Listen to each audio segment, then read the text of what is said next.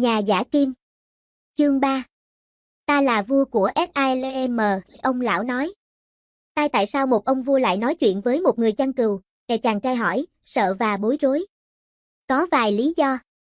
Nhưng để nói điều quan trọng nhất là cậu đã thành công trong việc khám phá huyền thoại cá nhân của cậu. Chàng trai chẳng biết huyền thoại cá nhân của một người là gì. Nó là những gì cậu luôn luôn muốn hoàn thành. Mỗi người, khi họ trẻ, biết huyền thoại cá nhân là gì, đấy là niềm khao khát, ước vọng hay tâm nguyện của mỗi người. Tại thời điểm ấy của cuộc sống của họ, mọi thứ rõ ràng và mọi thứ là có thể. Họ không sợ để mơ ước, và mong mỏi khao khát mọi thứ họ muốn thấy xảy ra trong đời sống của họ. Nhưng, khi thời gian trôi qua, một năng lực huyền bí bắt đầu khống chế họ và nó sẽ không thể để cho họ nhận thấy huyền thoại cá nhân của họ. Không có điều gì ông lão nói làm chàng trai cảm thấy có ý nghĩa gì nhiều. Nhưng chàng trai muốn biết năng lực huyền bí là gì, con gái người thương gia sẽ thật ấn tượng khi chàng kể cho cô nghe. Nó là năng lực xuất hiện làm tiêu cực, nhưng thật sự chỉ cho người ta nhận thấy thế nào là huyền thoại cá nhân. Nó chuẩn bị tâm linh và ý chí của cậu, bởi vì có một chân lý vĩ đại trên hành tinh này, bất cứ cậu là ai, hay bất cứ nó là gì cậu làm, khi cậu thật sự muốn những gì, bởi vì nó là khao khát nguyên sơ trong tâm linh của vũ trụ. Nó là sứ mệnh của cậu trên trái đất này. Ngay cả khi tất cả những gì cậu muốn làm là du hành, hay kết hôn cùng con gái của người thương gia tơ sợi. Vâng, hay ngay cả đi tìm kiếm kho tàng. Tâm linh của thế giới được nuôi dưỡng bởi những người hạnh phúc và an lạc. Và ngay cả bởi sự bất hạnh, thèm muốn, và ganh tị. Để nhận thức vận mệnh một con người chỉ là nghĩa vụ, bổn phận hay trách nhiệm của người ấy. Tất cả là một. Và khi cậu muốn điều gì, toàn thể vũ trụ hiệp sức lại để giúp cậu đạt đến điều ấy. Cả hai người cùng im lặng một lúc, quan sát khu chợ và những người trong phố. Ông lão nói trước. Tại sao cậu lại chăm sóc đàn cừu? Vì tôi muốn du hành. Khi còn là trẻ con, người đó cũng muốn du hành. Nhưng anh ta quyết định trước tiên là mua cửa hàng làm bánh và để dành một ít tiền qua một bên. Khi anh ta già, anh ta sẽ dùng tiền ấy để đi đến châu Phi. Anh ta không bao giờ nhận thấy rằng con người có thể, bất cứ lúc nào trong đời mình, làm bất cứ gì mình mơ ước. À, anh ta nghĩ như thế, ông lão nói. Nhưng những người làm bánh thì quan trọng hơn những người chăn cừu. Những người làm bánh có nhà, trong khi những người chăn cừu sống lang thang giữa trời mây. Các bậc cha mẹ tốt hơn là thấy con cái của họ thành thân với một người làm bánh hơn là một người chăn cừu. Chàng trai nghe nhói trong tim, nghĩ về con gái người thương gia. Chắc chắn có một người làm bánh trong phố. Ông lão tiếp tục, về lâu về dài, người ta nghĩ gì về những người chăn cừu và những người làm bánh trở nên quan trọng hơn cho chính cái huyền thoại cá nhân của họ. Ông lão lật qua những trang sách, và đọc một trang nào đấy. Chàng trai chờ đợi, và rồi thì làm gián đoạn ông lão đang đọc như chính chàng từng bị làm đứt quãng. Tại sao ông lại nói với tôi tất cả những điều này? Bởi vì cậu đang cố gắng nhận thức huyền thoại cá nhân của cậu. Và cậu đang ở ngay thời điểm mà cậu muốn vứt bỏ tất cả. Và đó là khi lão luôn xuất hiện trong hoàn cảnh như thế. Không phải luôn luôn trong cách này, nhưng lão luôn luôn xuất hiện trong một hình thức khác. Thỉnh thoảng lão xuất hiện trong hình thức của một giải pháp khác, hay một ý kiến tốt. Tại những lúc khác, tại thời điểm ác liệt, lão làm nó dễ dàng hơn để những việc xảy ra. Có những việc khác lão cũng làm, nhưng hầu hết mọi người không nhận biết lão đã làm những việc ấy. Ông lão liên hệ đến việc, một tuần trước, ông bị thúc đẩy để xuất hiện trước một người thợ mỏ, và dưới hình dáng của một hòn đá. Người thợ mỏ đã từ bỏ tất cả để đi tìm ngọc lục bảo.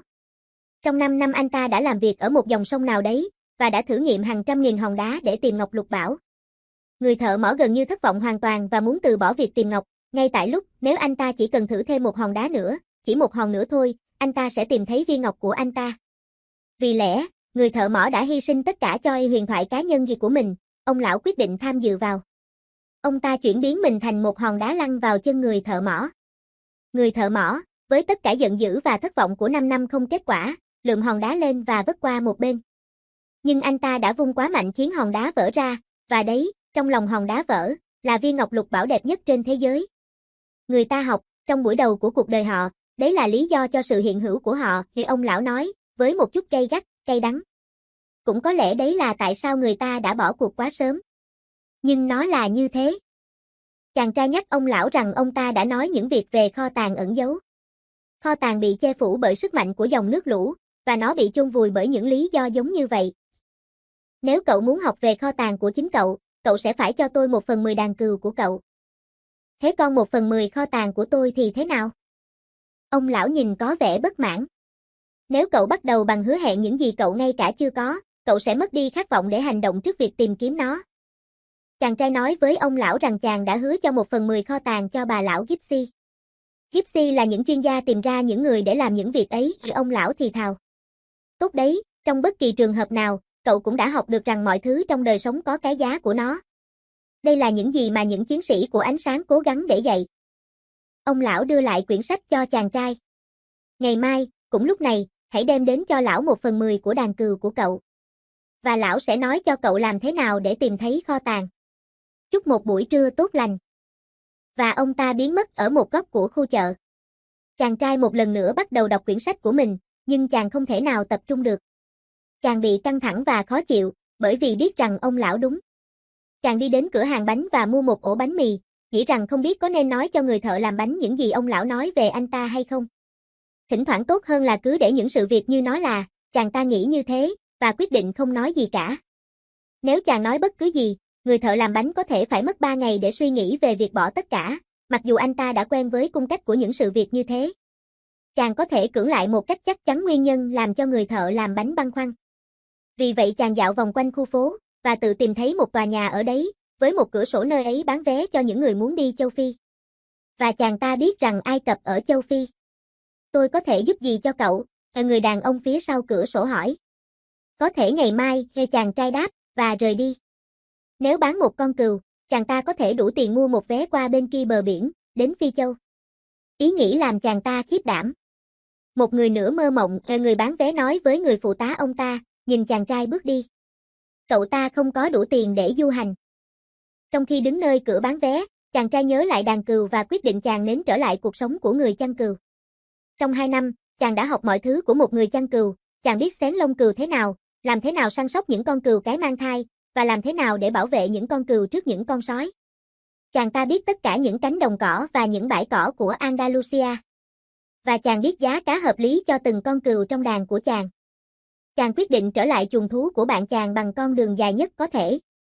Khi chàng bước trở lại lâu đài của thành phố, chàng làm gián đoạn quãng đường trở lại, và trèo lên dốc đá dẫn đến đỉnh của bức tường thành. Từ đấy chàng có thể nhìn thấy Phi Châu từ xa. Ai đấy đã từng nói với chàng rằng từ đấy người Ma Rốc đã đến để chiếm toàn bộ Tây Ban Nha, chàng có thể thấy toàn bộ thành phố nơi chàng ngồi, kể cả khu chợ nơi chàng nói chuyện với ông lão. Nguyền rủa thời gian nói chuyện với ông lão, chàng nghĩ. Chàng chỉ đến phố này để tìm một người đàn bà có thể diễn giải giấc mơ của chàng.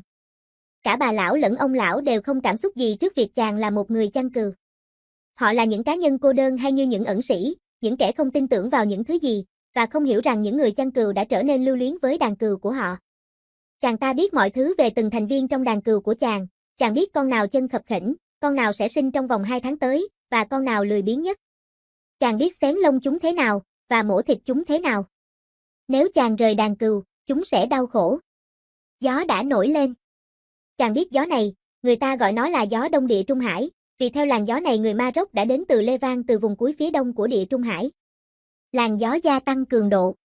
Giờ đây, tôi đang giữa đàn cừu và kho tàng của tôi, chàng trai nghĩ như thế. Chàng phải chọn lựa giữa những gì chàng đã quen thuộc và những gì chàng muốn có. Đấy cũng là cô gái con người thương gia, những cô ta không quan trọng như đàn cừu của chàng, bởi vì cô nàng không lệ thuộc vào chàng. Chàng chắc chắn rằng chẳng có gì khác với cô nàng vào ngày chàng xuất hiện, với nàng, mỗi ngày đều như nhau, và khi mỗi ngày đều giống như ngày kế tiếp, bởi vì người ta đã vô tình không nhận thấy những việc tốt lành xảy ra trong đời sống của họ mỗi ngày khi mặt trời lên. Tôi đã lìa bố tôi, mẹ tôi, và phố thị lâu đài sau lưng. Họ đã quen với việc tôi lìa xa, và tôi cũng thế. Đàn cừu cũng sẽ với sự không có mặt của tôi ở đấy, chàng nghĩ như thế. Một đôi trai gái đã ngồi trên băng ghế nơi chàng nói chuyện với ông lão, và họ hôn nhau. Người làm bánh chàng nói với chính mình, và không nghĩ trọn ý nghĩ. Làn gió đông của Địa Trung Hải vẫn tiếp tục mãnh liệt hơn, và chàng cảm thấy sức mạnh của nó trên mặt chàng. Làn gió ấy đã mang người Ma Rốc đến, vâng, những nó cũng mang đến mùi hương của sa mạc và của những người đàn bà che mặt. Nó đã từng mang với nó mồ hôi và những giấc mơ của những người đàn ông một lần ra đi vì điều chưa biết, và vì vàng và mạo hiểm, và vì những kim tự tháp. Chàng cảm thấy ganh tị với tự do của làn gió, và thấy rằng chàng có thể có thứ tự do như gió ấy. Không có gì có thể giữ chàng lại trừ chàng. Đàn cừu, cô gái, và những cánh đồng của Andalusia chỉ là những bước trên con đường đến huyền thoại cá nhân hay niềm mơ ước của chàng. Ngày hôm sau, chàng trai gặp ông lão, lúc giữa trưa đứng bóng. Chàng mang theo chàng 6 con cừu. Tôi ngạc nhiên, chàng trai nói. Bạn tôi mua liền tất cả những con cừu kia, anh ta nói rằng anh ta đã luôn mơ ước thành một người chăn cừu, và đấy là một điềm tốt. Nói luôn như thế, ông lão nói. Nó gọi là điểm chính yếu của niềm vui thích. Khi cậu chơi bài lần đầu tiên, cậu hầu như chắc chắn để thắng. Sự khởi đầu may mắn. Tại sao thế? Bởi vì có một sức mạnh muốn cậu nhận thấy huyền thoại cá nhân của cậu, nó là mùi hương với vị nếm của sự thành công. Rồi thì ông lão bắt đầu kiểm soát đàn cừu, và ông ta thấy một con bị khập khiễng. Chàng nói rằng điều ấy không quan trọng, vì đấy là con cừu thông minh nhất đàn, và cho lông nhiều nhất. Kho tàng ở đâu? Chàng hỏi. Nó ở Ai Cập, gần những kim tự tháp. Chàng trai hoảng hốt giật mình. Bà lão cũng nói như thế. Nhưng bà chẳng đòi thù lao gì cả.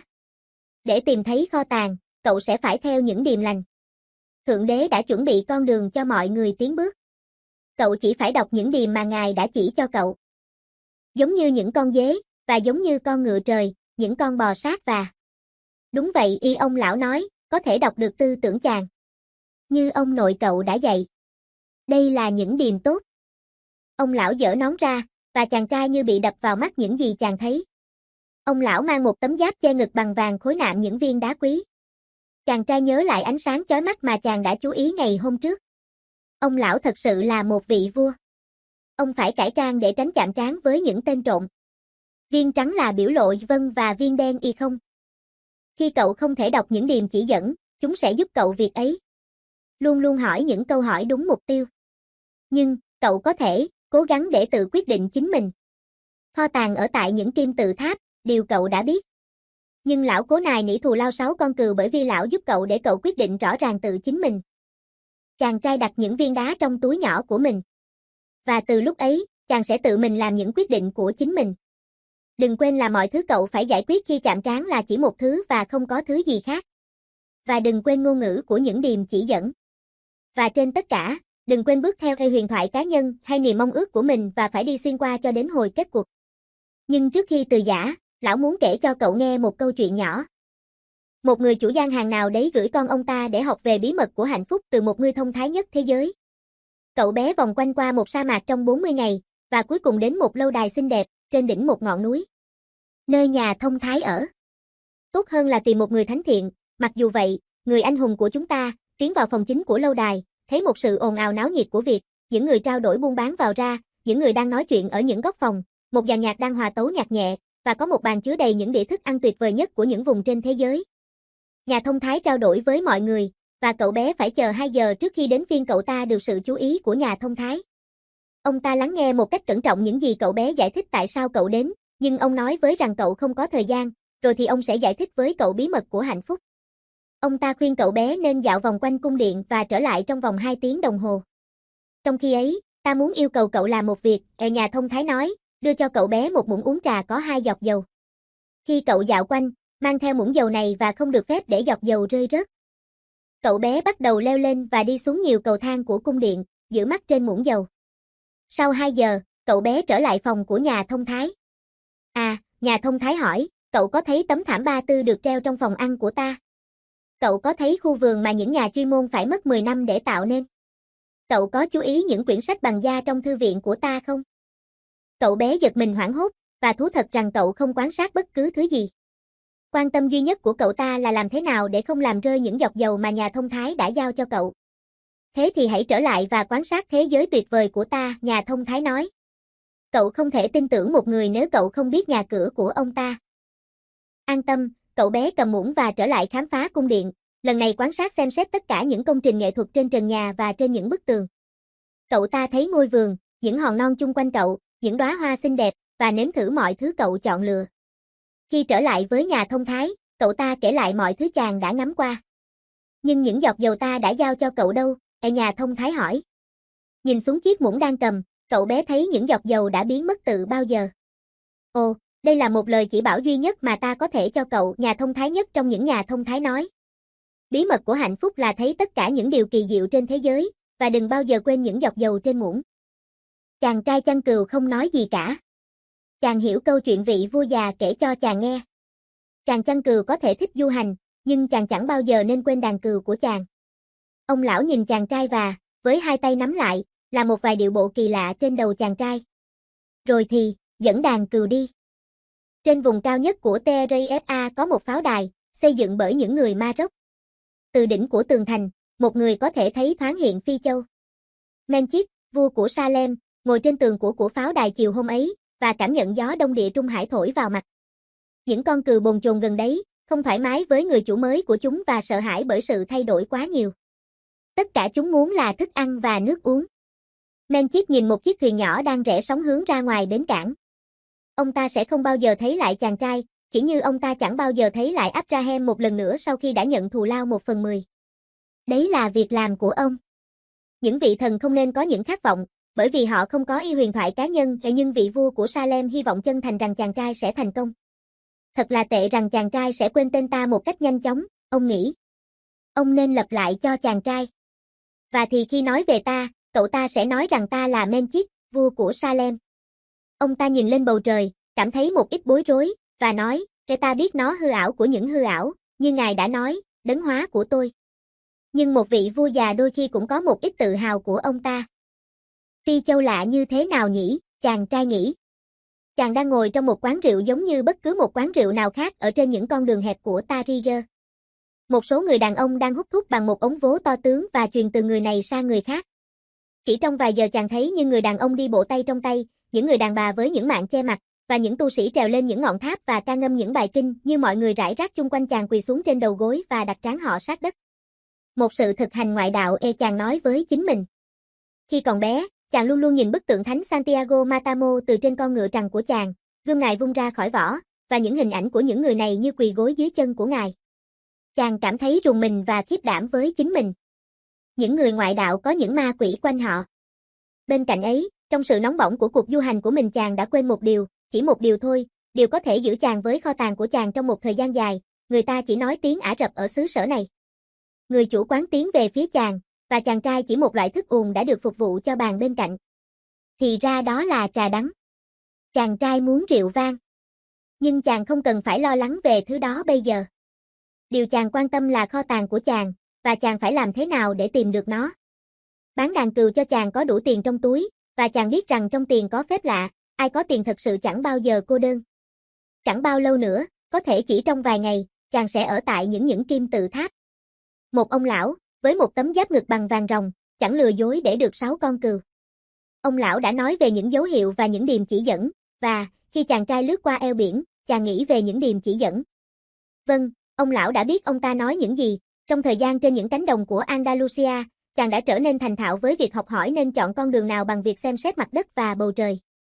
Chàng khám phá ra rằng sự hiện diện của một con chim nào đấy có nghĩa là có một con rắn ở gần đấy, và với một bụi cây nào đó là dấu hiệu có nước ở trong vùng. Đàn cừu đã dạy cho chàng những việc ấy. Nếu tạo hóa đã hướng dẫn đàn cừu quá tốt, ngài cũng sẽ hướng dẫn một người tốt đẹp như thế, chàng nghĩ như thế, và điều ấy đã làm chàng cảm thấy sảng khoái hơn. Trà dường như bớt đắng hơn. Cậu là ai? Chàng nghe một giọng hỏi bằng tiếng Tây Ban Nha. Chàng cảm thấy an tâm. Chàng đang nghĩ về những điềm lành, và ai đấy đã xuất hiện. Tại sao cậu nói tiếng Tây Ban Nha? Chàng trai hỏi. Người mới đến là một chàng trai trẻ trong y phục Tây phương, nhưng nhìn làn da của hắn có thể đoán là y ở thành phố này. Y cũng khoảng tuổi và chiều cao như Santiago. Hầu hết mọi người ở đây nói tiếng Tây Ban Nha. Chúng ta chỉ cách Tây Ban Nha 2 giờ đồng hồ thôi. Ngồi xuống đi, và để tôi đãi cậu một thứ gì ấy. Santiago, chàng trai đến từ Tây Ban Nha nói. Và gọi cho mình một ly rượu vang. Mình ghét thứ trà này. Không có rượu vang ở xứ sở này, cậu trai trẻ mới đến nói. Tôn giáo ở đây cấm nó. Lúc ấy Santiago nói với cậu ta rằng chàng cần đến những kim tự tháp. Chàng gần như bắt đầu nói về kho tàng của chàng, nhưng quyết định không làm như vậy. Nếu thế, có thể những người Ả Rập sẽ muốn một phần của kho tàng như thù lao để đưa chàng đến đấy. Chàng nhớ những gì ông lão đã nói về việc hứa hẹn những gì mình chưa có. Mình muốn cậu đưa mình đến đấy, nếu cậu có thể. Mình có thể trả tiền phục vụ cho cậu như một người hướng dẫn đường. Cậu có bất cứ khái niệm gì làm thế nào để đến đấy không? Chàng trai mới đến hỏi. Santiago chú ý rằng người chủ quán đứng gần bên cạnh, nghe ngóng câu chuyện một cách chăm chú. Chàng cảm thấy không thoải mái với sự hiện diện của ông ấy. Nhưng chàng phải tìm một người dẫn đường, và không muốn mất đi một cơ hội. Cậu phải đi xuyên qua cả sa mạc Sahara, cậu trai trẻ nói. Và để làm thế, cậu phải có tiền. Tôi cần biết cậu có đủ tiền hay không? Santiago nghĩ nó là một câu hỏi lạ kỳ. Nhưng chàng tin tưởng ông lão, người đã nói rằng, khi mình thật sự muốn điều gì, cả vũ trụ luôn chung sức hỗ trợ đến thiện ý của mình. Santiago lấy tiền trong túi và chỉ nó cho cậu trai trẻ. Người chủ quán cũng đi đến và nhìn. Hai người trao đổi vài lời bằng tiếng Ả Rập, và người chủ quán dường như cáu gắt. Hãy rời khỏi nơi đây, cậu trai mới đến nói. Ông ta muốn chúng ta rời khỏi quán. Chàng trai an tâm, đứng dậy trả tiền, nhưng người chủ quán túm chàng lại và nói hàng tràng những lời giận dữ. Chàng trai mạnh mẽ, và muốn trả đũa lại, những chàng đang ở xứ người. Người bạn mới đẩy ông chủ qua một bên và kéo chàng trai ra ngoài với anh ta. Ông ta muốn tiền của cậu, cậu trai nói. Tangier không giống như những nơi khác của Phi Châu. Đây là một bến cảng, và cảng nào cũng có những tên trộm. Chàng trai tin tưởng người bạn mới, vừa mới giúp chàng ra khỏi một hoàn cảnh nguy hiểm. Chàng lấy tiền ra và đếm nó. Chúng ta có thể đến Kim Tự Tháp vào ngày mai, cậu trai lấy tiền nói như thế. Nhưng tôi phải mua 2 con lạc đà. Họ cùng đi qua những con đường hẹp của Tangier. Khắp nơi là những gian hàng trưng bày những vật dụng để bán. Họ đến trung tâm của khu chợ rộng nơi có những cửa hàng lớn. Hàng nghìn người ở đấy, bàn cãi, bán và mua, rau cải được bày bán với những con dao găm, và những tấm thảm trải bên cạnh thuốc hút. Những chàng trai chẳng bao giờ lìa mắt với người bạn mới của chàng. Cuối cùng, cậu ta có toàn bộ số tiền của chàng. Chàng nghĩ về việc yêu cầu cậu ta đưa tiền lại cho chàng, những quyết định rằng như vậy sẽ là kém lịch sự và thân hữu. Chàng chẳng biết gì về những phong tục của vùng đất mới lạ mà chàng vừa đến. Mình sẽ luôn nhìn cậu ta, chàng nghĩ như thế. Chàng biết rằng chàng mạnh mẽ hơn bạn chàng. Đột nhiên, giữa tất cả những nghĩ ngợi rối rắm ấy, chàng thấy một thanh gươm tuyệt đẹp mà chàng chưa từng thấy bao giờ. Bao gươm được chạm bạc, và chuôi màu đen khảm đá quý. Chàng trai tự hứa với mình rằng, khi nào trở về từ Ai Cập, chàng sẽ mua thanh gươm ấy. Hỏi người chủ gian hàng xem thanh gươm ấy bao nhiêu tiền, chàng nói với người bạn. Rồi thì chàng nhận thấy ra rằng chàng đã lơ đễnh trong vài khoảnh khắc, nhìn thanh gươm. Tim chàng se lại, khi ngực chàng đột nhiên nặng nề. Chàng sợ hãi để phải nhìn chung quanh, vì chàng biết chàng sẽ tìm thấy gì. Chàng tiếp tục nhìn vào thanh gươm tuyệt đẹp một lúc nữa. Cho đến khi chàng tập trung hết can đảm và nhìn chung quanh. Chung quanh chàng là chợ, với người đến và đi, la lối và mua hàng, và mùi hương của những thực phẩm lạ, những không thể tìm thấy đâu người đồng hành mới mẻ của chàng. Chàng muốn tin rằng người bạn mới tách rời chàng chỉ vì một vấn đề bất đắc dĩ. Chàng quyết định ngồi tại chỗ và chờ cậu trai kia trở lại. Khi chàng chờ đợi, một tu sĩ leo lên một ngôi tháp gần đấy và bắt đầu ca ngâm, mọi người trong chợ quỳ gối xuống, chạm trán của họ trên mặt đất, và cùng ca ngâm những bài kinh. Rồi thì như một đàn kiến, họ thu dọn những gian hàng và rời khỏi chợ. Mặt trời cũng bắt đầu hành trình của nó. Chàng trai nhìn nó xuyên qua những tia nắng của nó cho đến khi nó biến khuất sau những ngôi nhà trắng chung quanh ngôi chợ. Chàng trai nhớ lại rằng khi mặt trời ló dạng sáng hôm ấy, chàng đã ở một lục địa khác, vẫn là một người chăn cừu với 60 con cừu, và tìm cách để gặp một cô gái. Buổi sáng hôm ấy, chàng đã biết mọi thứ sẽ diễn ra khi chàng đi ngang qua những cánh đồng quen thuộc. Nhưng giờ đây, khi mặt trời bắt đầu khuất bóng, chàng đang ở một xứ sở khác, một người lạ trong một vùng đất lạ, nơi mà chàng không thể ngay cả nói chuyện bằng ngôn ngữ chốn này. Chàng không còn là một người chăn cừu, và không còn gì, ngay cả tiền để trở lại và bắt đầu lại mọi thứ. Tất cả những việc này xảy ra chỉ giữa thời gian mặt trời mọc và lặn, chàng trai nghĩ như thế. Chàng cảm thấy xót xa cho chàng, và than vang cho số phận của đời chàng tại sao có thể thay đổi một cách đột ngột và quá mãnh liệt. Chàng ta quá xấu hổ và muốn bật khóc. Chàng chưa bao giờ quẹt nước mắt ngay cả trước những con cừu của chàng. Nhưng giữa phố chợ trống trải, và chàng ở xa lắc xa lơ quê nhà, và chàng đã khóc. Chàng khóc vì tạo hóa đã bất công, và bởi vì đây là cách mà đấng tạo hóa đã đền trả cho những ai tin tưởng nơi những giấc mơ của họ. Khi mình có đàn cừu, mình vui vẻ, và mình làm cho những người chung quanh vui lây. Người ta thấy mình đến và hân hoan chào đón mình, chàng nghĩ như thế. Giờ đây, mình buồn và cô độc.